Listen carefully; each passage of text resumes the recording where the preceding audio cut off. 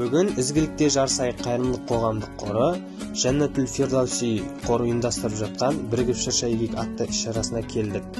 Және қолдау көрсету мақсатында Сарыағаш қаласына келіп, 2000-ға жуық ағаштардың егілуіне себепкер болып отырмыз. Қолдау көрсетіп, табиғатқа жанашырлық танытып жатқан ізгілерімізге алғысымыз шексіз.